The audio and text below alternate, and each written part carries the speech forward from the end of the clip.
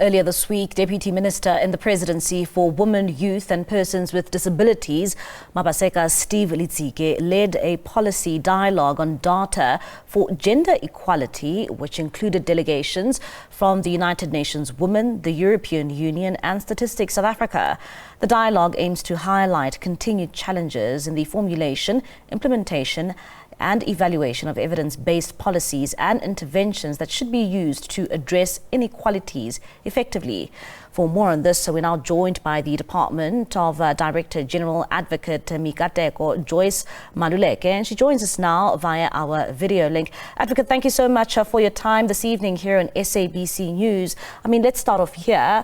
One would ask, how is data used in formulating policies which are aimed at addressing inequality?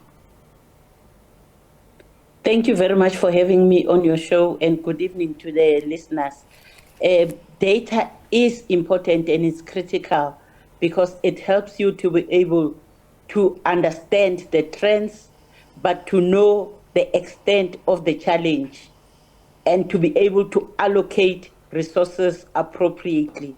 For example, if you know that in a certain place there are so many people who have disabilities, so many women, youth, and other people, who are able to plan and respond to their needs or to service delivery as they required appropriately.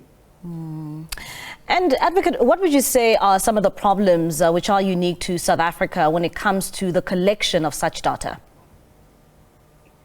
I think the biggest challenge is that a policy that addresses a collection of data, in some instances, leaves out important things. Let me just make an example. South Africa is known for mutilating or taking skins or killing persons with albinism. And the United Nations had to send a task force to come and investigate. We had to write a report to the UN, and one of the things that they inquired of was how many persons with albinism in South Africa. We couldn't get that data. So it's not just, I'm just making an example, but also data that we have is not disaggregated. So you'll get a number that says we have provided services to 2,000 people. 2,000 people doesn't tell you how many women, how many persons with disabilities, or how many young persons. In order for us to be able to respond to the issues, we need to know in the service delivery plan, how many women are targeted, how many men, how many young persons, how many persons with disabilities, or other factors. For example, people can be disaggregated by being in the rural area. Access to education is affected by places where young persons have to cross the river, unlike in townships where they'll just walk to the school. So you need to know how many children are on the other side of the river. And when it comes to, this policy dialogue that was held, what can South Africa actually learn from other parts of the world when it comes to implementing, the evidence-based policies? I think in other countries like your US, Europe, Canada, and other countries, even here in Africa, there are countries which have regulated data collection, which in South Africa is not regulated. You have a State SA, which is regulated, but many people and many institutions collect information. We need to standardize a collection of information like in other countries, whether it's civil society or anyone else. But in other countries, they use technology to be able to collect data and real-time data, but also data that is disaggregated.